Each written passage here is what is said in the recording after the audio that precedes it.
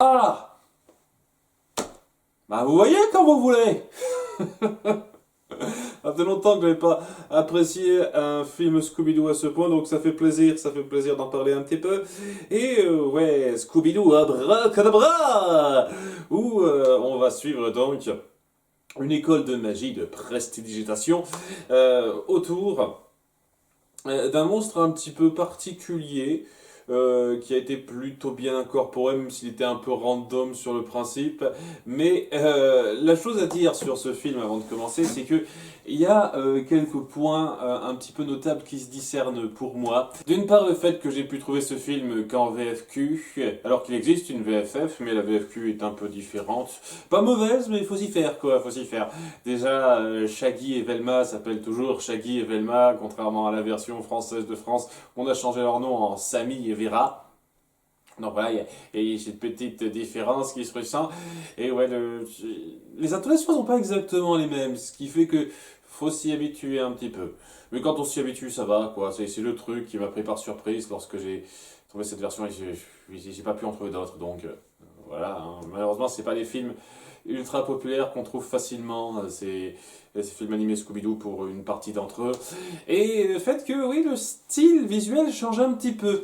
C'est ce genre de style que je sais pas exactement comment décrire. Je suis sûr qu'il doit y avoir un terme spécifique pour ça, où on appuie plus le trait noir autour du chara-design des personnages, ce qui leur donne un côté plus comics, dira-t-on plus BD, dans ce décor qui lui est un peu plus naturel, moins appuyé par les traits. Et ouais, c'est un peu spécial, ça donne un côté plus appuyé à l'animation, plus cartoon, vaguement dira-t-on, qui est pas mauvaise en soi. J'aime bien cette approche, hein, et c'est pas parce que ça donne un côté un peu plus cartoon au visuel que ça devient automatiquement n'importe quoi ou du gros délire. D'ailleurs, c'est clairement un des films Scooby-Doo qui se prend le plus au sérieux. Ce qui est un truc un petit peu important à pointer, quoi. Donc, ouais, c'est un petit changement à me faire. Et pour un des films les plus réussis de cette liste pour l'instant. Ce qui fait très plaisir, hein, puisque je vais pas avoir beaucoup de choses en mal à dire de ce Scooby-Doo abracadabra. Ça commence donc sur un couple qui visite les bois pour faire des recherches sur les oiseaux. Le mec, c'est vraiment le nerd de service. Il a la super fille qui tourne autour de lui. Il a une chatte pas possible et il veut faire des recherches d'ornithologie avec elle. C'est le gag d'intro, c'est le gag d'intro. Bref, ils font des recherches d'oiseaux et au bout d'un moment, ils voient une présence intimidante dans les bois et ce sera évidemment le griffon dont j'ai parlé au tout début. Et ça lance l'intro avec, une fois de plus, quelque chose d'assez stylisé. Parce que on essaye de se démarquer bien, même dans l'intro, même dans les crédits de générique, avec une aventure habituelle de notre groupe en fait. On raconte dans le générique qui défile une aventure habituelle avec notre groupe qui fuit face à un monstre, avec leurs petits trucs habituels, le piège qu'ils préparent et qui marche pas évidemment, alors que au bout d'un moment c'est Sammy et Scooby qui arrivent à la voir par la chance.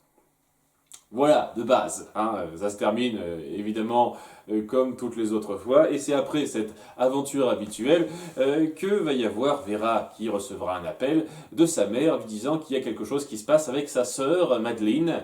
Madeleine dont on n'a jamais entendu parler avant, ce me semble, alors n'hésitez pas à me reprendre.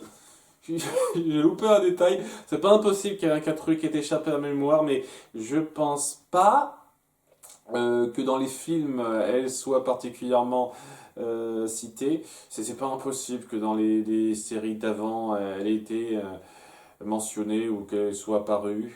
Alors, n'hésitez pas à me pointer ça, ceux qui savent. Enfin bref, la sœur de Vera a quelques petits problèmes, puisque l'école de magie où elle apprend donc la prestidigitation a été attaquée à quelques reprises par un griffon dernièrement. Il y a eu une présence qui a l'air d'être un griffon et donc on s'inquiète un petit peu et Vera se dit ok on va y aller tout le groupe pour aller la voir. Madeleine donc qui est assez choupie, on voit l'air de famille assez notable, hein. Ils sont tous bigleux, c'est un truc de leur famille apparemment. Et ouais elle en pense à fond pour Samy. Vraiment, c'est son petit héros d'enfance. Elle le considère comme quelqu'un de super brave, avec qui elle voudrait bien sortir. C'est vraiment la fille plus jeune qui voit ce garçon plus âgé comme son petit chevalier, possiblement, c'est ça, c'est assez typique. Et c'est plutôt drôle, plutôt mignon, plutôt mignon. Le personnage de Madeleine, il passe bien, il est très mignon, hein, pas seulement visuellement. Et donc, elle présente un petit peu l'école à tout le monde alors qu'ils se rendent là-bas avec donc le professeur principal, il s'appelle Werlin Merlin. Une espèce de gros beau gosse qui fait à fond dans la présentation, regardez-moi, abracadabra. Son assistante qui s'appelle Crystal, beau brin de jeune femme, avec laquelle il y aura quelques micro-soucis. Ça fait partie des petits trucs qui me gênent un chouïa dans ce film. Et quand je dis un chouïa, c'est pas énorme non plus. C'est que voilà, c'est une belle fille. Fred est un petit peu tiré par elle, a l'œil un petit peu tiré par elle dans ses présentations de tours de magie, tout ça, tout ça. Et il y a Daphné qui se sentira un peu jalouse, d'autant plus qu'on essaiera de la faire un petit peu balisée du fait qu'elle n'est pas très douée en matière d'adroitesse, si j'ose dire. Elle est un peu balourde, elle est un peu empotée, donc elle ne sait pas aller faire les choses de façon fine, contrairement à elle. Et donc elle essaie un peu de rattraper ça en essayant de faire des petits trucs de magie ou des trucs d'adresse. Et elle a été pointée comme empotée avant, Daphné. C'est un truc qui m'a paru un petit peu grossier au sein de ce film même. Je sais pas trop. Après, c'est vrai qu'il lui arrive à quelques reprises de se prendre les pieds dans le plat pour mal enclencher un piège ou un truc comme ça. C'est vrai que ça lui arrive quelques fois. Un tout petit peu plus que le reste. En faire une espèce de tare poussée là-dessus, je trouve ça un petit peu trop, mais bon. Et quitte à parler, oui, des petits trucs que j'ai trouvé un petit peu gros, pas ultra gênant, mais histoire de dire comme ça on est débarrassé, il y a un délire avec le GPS de la Mystery Machine.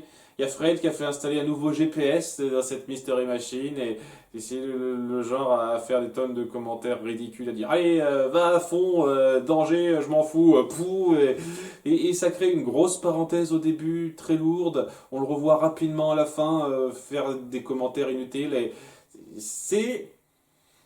On sent presque, c'est ça qui est un petit peu drôle, on sent presque que le film a un petit peu peur de ne pas être assez humoristique dans son récit global, dans comment ça se déroule, son intrigue. Alors que bon, il n'y a pas des enjeux ultra puissants, c'est clairement pas au niveau que l'île aux zombies, hein, on est d'accord, une fois de plus, pour l'instant rien n'atteint ça, mais ça prend quand même pas mal de ces rencontres de se sont déroulées suffisamment au sérieux. Donc ils se disent, il faut qu'on mette des trucs pour le gag un petit peu en détail pour compenser ça. Et ça donne un peu cette impression, ce GPS qui sert absolument à rien, par remplir pour du gag vraiment forcé en fait. Voilà. Ça c'est un petit peu ennuyeux. C'est des petits trucs comme ça. Et c'est dommage parce que en dehors de ça, comme je l'ai dit, c'est bien, vraiment. Ah bon, j'ai fait plus ou moins le tour des trucs qui me gênent pas mal, en dehors de la toute fin, puisqu'on en parlera de la toute fin, mais en dehors de ça, j'ai aucun problème particulièrement notable avec ce film. Ça se déroule bien, et j'ai oublié de faire le tour des personnes un petit peu concernées. Donc, alors qu'on découvre un petit peu cette école de magie, donc qui fait un peu dans le grandiloquent de la présentation, mais c'est ça la prestidigitation, hein, c'est dans l'apparence, la présentation, qu'il faut se démarquer aussi. Et ben. On découvrira aussi, alors que j'oublie pas, le frère du maître des lieux, c'est-à-dire Marlon Merlin. Hein, donc Werlin Merlin et Marlon Merlin. Ils ont été gâtés à la naissance, ces deux-là. Au moins, ils avaient leur voix toute tracée. Parce que s'ils prennent tous les deux le même nom, ça veut dire que c'est vraiment leur nom de naissance, ça c'est pas un pseudo qu'ils se sont donné. Semble-t-il, hein, et ouais, le mec, c'est plutôt le chargé des effets spéciaux derrière, celui qui prépare le matériel avec pas mal de techniques, c'est-à-dire qu'il a un travail sur les marionnettes très poussé, les effets spéciaux, il sait très bien faire des images qui ont l'air vraiment réelles, et ouais, ça met un petit peu la puce à l'oreille sur certains trucs, mais voilà, ce qui est intéressant, ce que ça met en place, c'est le fait que, voilà, c'est le frère la belle gueule qui présente, et lui qui construit tout en fait. Et ça va jouer un petit peu un rôle par la suite. Et ça aurait été cool de jouer mieux là-dessus, mais j'apprécie quand même l'idée. J'apprécie l'idée de montrer que ouais, la prestidigitation, c'est dans la surface ce qu'on montre, une histoire d'apparence. Et quelqu'un comme ça, c'est clair et net qui peut pas vraiment être au centre de l'attention. Tout du moins, comme on le perçoit. Le problème ce sera comment ce sera réglé à la fin, mais ouais, j'aime bien cette touche. Et à côté de ça, on a aussi le jardinier, c'est le gars flippant qui parle en énigme. Oh, vous avez offensé, truc muche, je connais la légende de ci, ça, sans aucune raison particulière. Parce que bon, le jardinier, qui est clairement pas le coupable, hein, il est tellement, c'est tellement le cliché du gars qui ne sera jamais coupable, ce gars. Il est un petit peu en lien avec un entrepreneur dont le produit principal c'est des glaces au céleri et au chou de Bruxelles. Le truc le plus irréaliste dans ce film, c'est le fait que ce mec ait du succès commercial, hein, je le dis clairement. Donc, ouais, ce gars veut se racheter l'endroit, semble-t-il, pour pouvoir étendre sa chaîne de restaurants et se faire plus d'argent, tout ça, tout ça. On verra que ce sera un petit peu plus complexe, et ce sera aussi un petit problème pour la fin. Ouais, quoi, il y a cette espèce de menace qui pèse alors que ce griffon baisse un petit peu la valeur du coin, hein, étant donné qu'il fout les jetons à tout le monde et que les gens finissent par partir de plus en plus. Ouais, c'est délicat de vouloir garder cette académie ouverte, hein. Et ouais, pour terminer, il reste la gouvernante, une femme forte, très carrée et sèche. Et enfin, il y a le lion de compagnie de l'assistante. Parce que ouais, c'est la magie, c'est aussi savoir dompter les animaux. Il y a un lion dompté qui se balade librement dans le coin. Je suis pas sûr que ce soit accepté de faire ça, mais bon, ça c'est parce que c'est lui le coupable en fait. Non, non, c'est pas lui, évidemment. Donc ouais, on a fait un petit peu le tour du lieu et des différents suspects potentiels, alors que nos personnages découvrent un petit peu le coin, ce qui se passe, et que, évidemment, Madeleine, qui en pince pour Shaggy, lui dit, tiens, je veux te montrer un truc, ça n'a rien de dégueulasse, hein, c'est juste que j'ai trouvé une sorte d'objet magique, de carte magique, qui semble indiquer du lore autour de ce château. Donc, ouais, Samy la suit sans trop le vouloir, parce que bon, ça le met un peu mal à l'aise qu'elle en pince à ce point pour lui, mais il la suit vers un cadran solaire orné de cristaux, et qu'elle active très vite, et qui décèle une fresque qui met en avant donc la légende du gars qui a construit ce château, qui semblait contrôler le griffon du coin grâce à un sceptre magique. Et donc, ouais, on va essayer de jouer sur ce sceptre de façon, je trouve, un peu légère, mais c'est pas non plus comme si on n'en faisait rien du tout. Et ouais, alors qu'il découvre un petit peu cette fresque, et il y a le griffon qui apparaît énorme, très réel, semble-t-il, hein, c'est pas une hallucination, qui les poursuit, ça fout les jetons partout, et alors que les amis les sauvent, il y a tout le monde qui se dit il faut qu'on se barre. Ah non, non, non, on peut pas. C'est un petit peu trop dangereux, hein, ce sont des réactions logiques. C'est dingue, hein, il n'y a personne qui se dit ah trop cool, on reste ici, on n'y réfléchit pas trop. Maintenant que c'est assez clair, ça a été vu par tout le monde, c'est de plus en plus la dèche pour l'académie, mais il y a le Scooby Gang qui se dit non, on va rester ici, et tant qu'à faire, on pourrait nous enseigner 2-3 trucs. Apparemment, ils ont les moyens de se payer quelques cours, ou alors ils font ça gratis pour le plaisir d'enseigner, je sais pas trop. Et c'est l'occasion pour faire une chanson générique assez oubliable.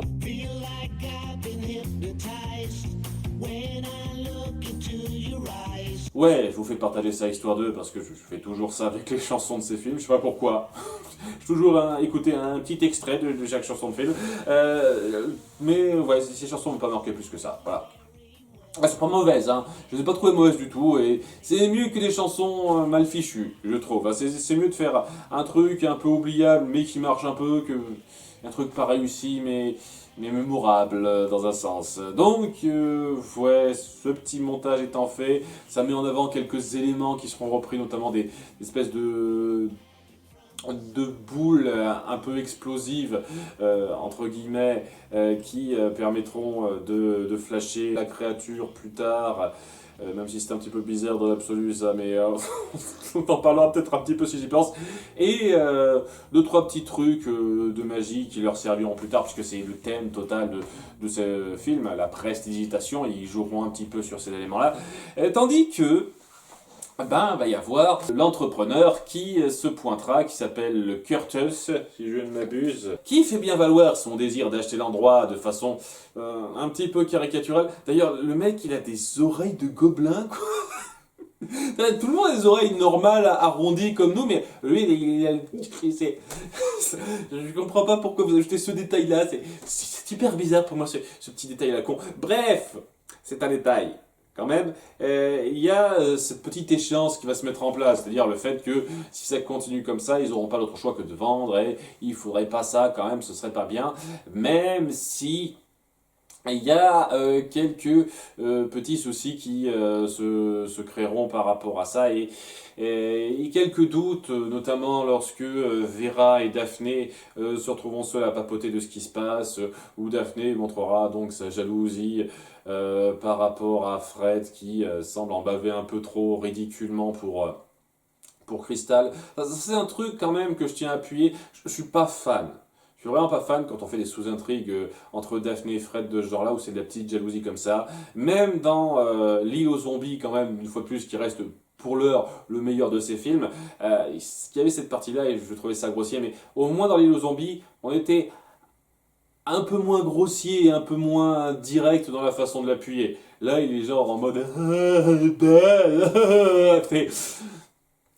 Un point too much, une fois de plus. Bref, et elle parle de ça et du fait que ça embête d'être empotée, elle veut s'améliorer, tandis que Vera dit que elle a du mal à être vraiment totalement de totalement s'entendre avec sa sœur parce que pour elle, elle fait un peu trop première de la classe.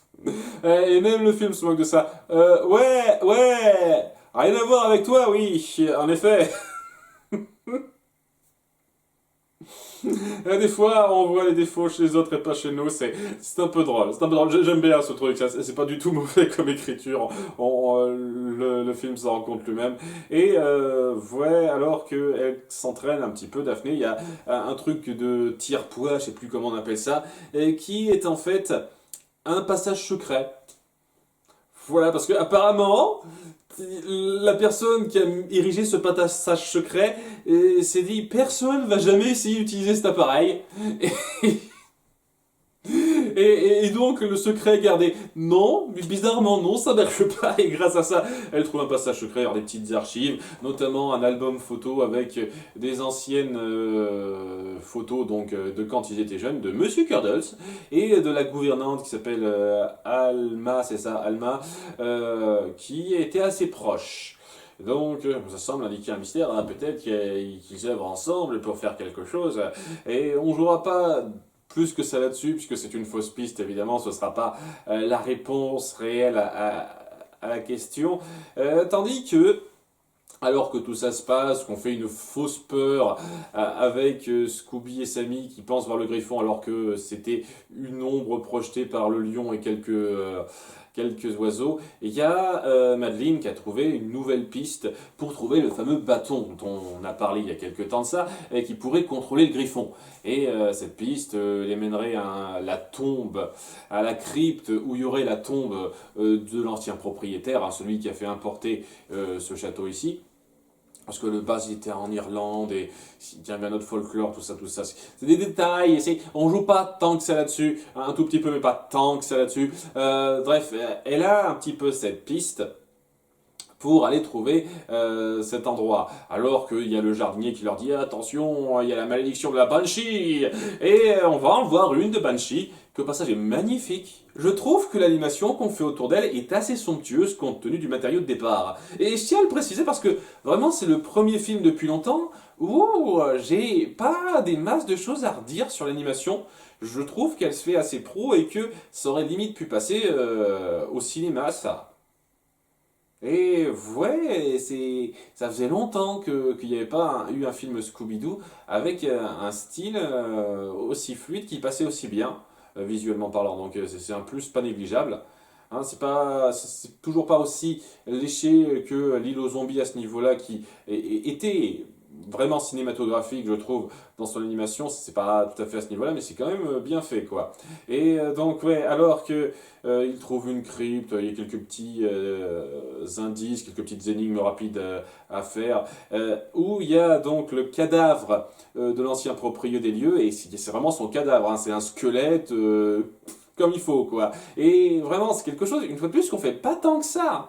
Montrer directement un cadavre comme ça, c'est un bon cran de supériorité dans l'horrifique pour les films Scooby-Doo, hein. À part les zombies, je crois pas qu'on en ait vu souvent des comme ça, hein. J'essaie de me souvenir quel autre film montre des squelettes réels, quoi. Ils en ai pas sur le coup, hein, sur le coup qui me viennent, hein. Sans doute il y en a deux, trois qui m'ont échappé, mais ouais, il y a déjà ça qui se fait alors que Samy prend le bâton et pas facilement, ce qui fait que ouais, c'est un peu difficile. Tu t'arraches ça à un cadavre. À nouveau, c'est assez glauque hein, quand on y penche, même si on essaye de rendre ça un peu léger sur les bords. Ça reste un petit peu glauque. Et il y a aussi la Banshee qui arrive en nous faisant son bon petit jumpscare.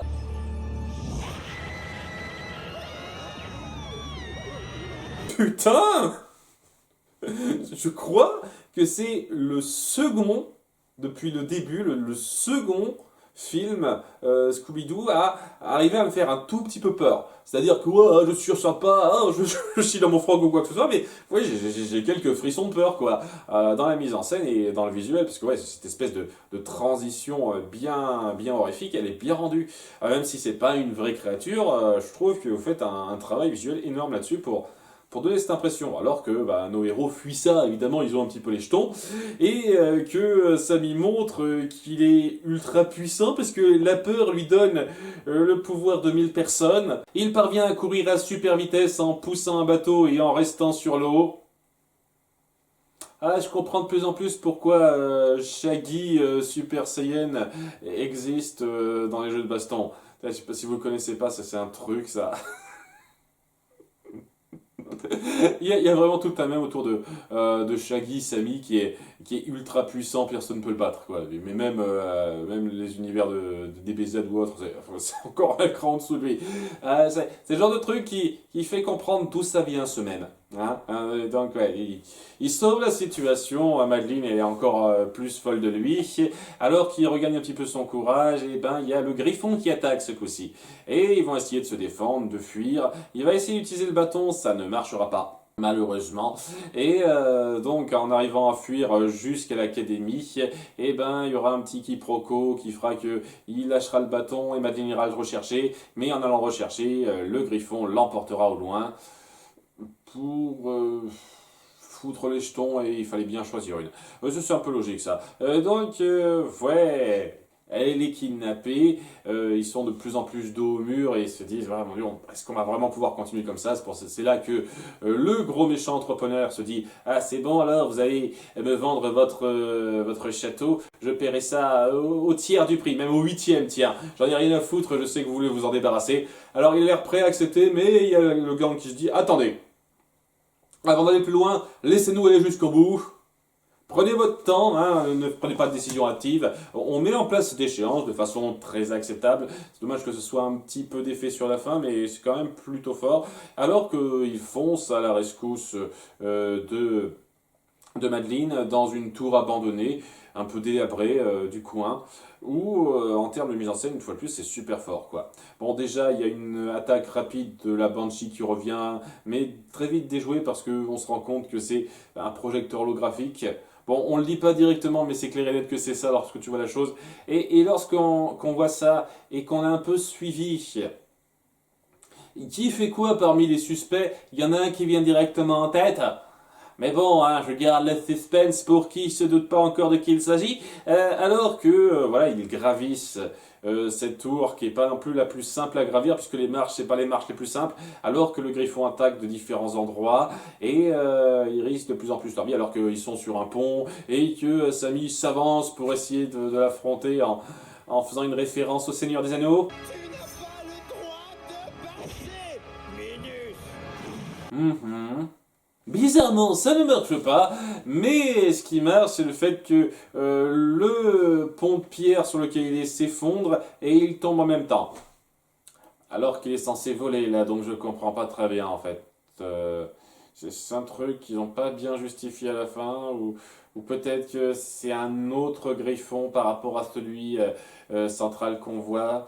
Puisque oui, comme vous verrez, il y aura une explication un peu poussée par rapport à ça. Enfin bref, c'est les petits détails un peu gênants. Et à cause de ce pont de pierre qui s'effondre, eh ben, il y a Sammy et Scooby qui sont séparés des autres. Quelle surprise!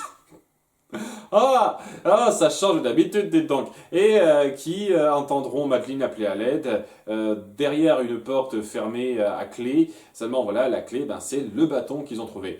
Et c'est la justification de ce truc, en fait. Techniquement, c'est une clé pour activer certains mécanismes et ouvrir certains mécanismes. Et étant donné que la plupart de ces mécanismes on joue dessus de façon très rapide, et ben la seule utilité de ce bâton c'est ça en fait, c'est ouvrir cette porte pour aider Madeleine et fuir une fois de plus face au Griffon, évidemment. Je tiens vraiment à l'appui en termes de mise en scène, c'est assez fort. C'est vraiment de l'action très péchue et qui n'hésite pas à appuyer le danger sans aller trop dans le gag excessif pour rendre la chose comique. Évidemment, nos personnages ont tendance à réagir un petit peu excessivement et avoir des bonnes répliques derrière pour rendre ça plus drôle, mais c'est pas non plus à un niveau où où on n'est plus dedans en fait. On ressent le danger tout simplement parce que le ton, c'est faire son humour à un degré acceptable pour qu'on ne sorte pas de la chose. Et je trouve que c'est un très bon équilibre que peu de films ont malheureusement. Une fois de plus, en dehors de l'île aux zombies, il n'y en a pas des masses qui ont ça. Hein. Mais au bout d'un moment, l'oiseau finit par se cracher et on découvre qu'il était tiré par des ficelles depuis tout ce temps. Depuis tout ce temps qu'on l'a vu voler, à aucun moment il y avait des ficelles qui se voyaient, mais ça fait partie de la manipulation et qui était dirigé par un dirigeable qui se trouvait au-dessus et qui générait un nuage de fumée pour se cacher de façon à ce que ce soit la marionnette la plus géante au monde sans qu'on se rende compte que quelqu'un tirait les ficelles par-dessus. On essaye vraiment de justifier la plupart des événements qui se passent. C'est-à-dire, ok, c'était une marionnette contrôlée par un dirigeable, mais c'était pas que ça. Il y a des moments où ça pouvait pas être exactement que ça. Et donc Vera explique avec le coupable qui se trouve être Marlon Merlin. Voilà, hein, si ça vous surprend, tant mieux pour vous. Pour moi, c'était la chose la plus évidente. Et il explique avec elle que c'était pas juste ça, quoi. C'était parmi les nombreux effets spéciaux qu'il a mis en place pour faire en sorte de créer cette légende du Griffon et de faire peur à tout le monde. Il y avait déjà des pièges mis en place par le propriétaire de base, celui qui a fait déplacer le château ici, qui l'a un petit peu remis au goût du jour, remis à neuf, de façon à donner de plus en plus cette illusion. Et c'est là que va y avoir un petit problème. Parce que voilà, déjà, petit détail, pas grand chose. Il y a le fait qu'on passe plusieurs minutes à expliquer chaque détail, alors que vous auriez pu mettre ça en scène mieux. Détail, c'est pas grand chose ça. Ce qui m'ennuie, moi, c'est le fait pourquoi il fait ça. Eh ben, il fait ça parce qu'il est un petit peu frustré d'être au second plan. Il aimerait bien avoir un peu son propre numéro, sa propre présentation sur scène. Et pour ça, il avait besoin d'argent, il n'avait pas assez. Il se dit que avec l'argent de la vente du coin, il arriverait à avoir de quoi faire ça. Alors, il y a plusieurs trucs qui me gênent pas mal là-dedans, je vous cache pas, hein, d'une part, mec, t'es arrivé à créer une marionnette de Griffon géant, contrôlée par un putain de dirigeable, et t'es en train de me dire que t'as pas assez d'argent pour te produire sur scène? Est-ce que tu te foutrais pas un petit peu de ma gueule?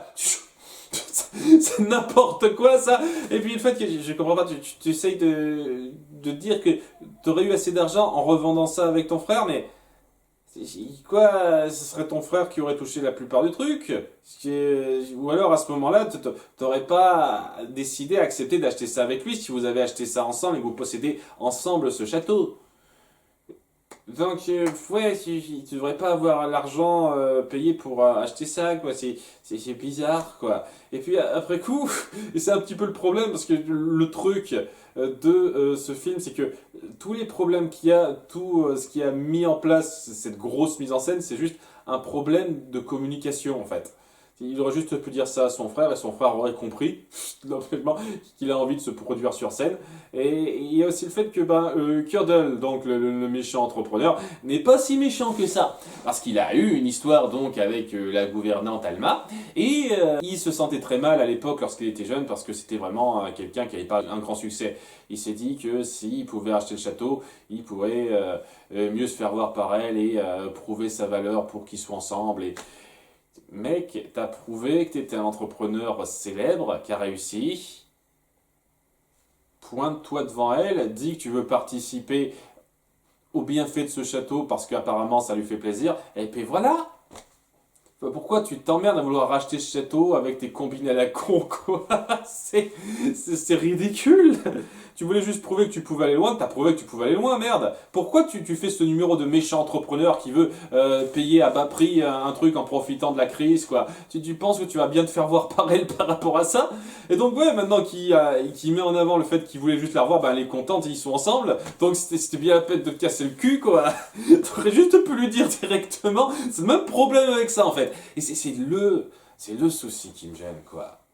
Vous auriez pu créer des motivations de personnages qui justifient mieux ce truc-là. Et étant donné que votre, euh, votre intrigue repose sur le fait qu'il y ait quelqu'un qui veut créer ce griffon et que à cause de ce griffon qui fout le bordel, eh ben, l'avenir du coin est en péril, étant donné que ces deux éléments, vous les amenez à travers des motivations qui sont grossières et très mal pensées, ça se casse un petit peu la gueule.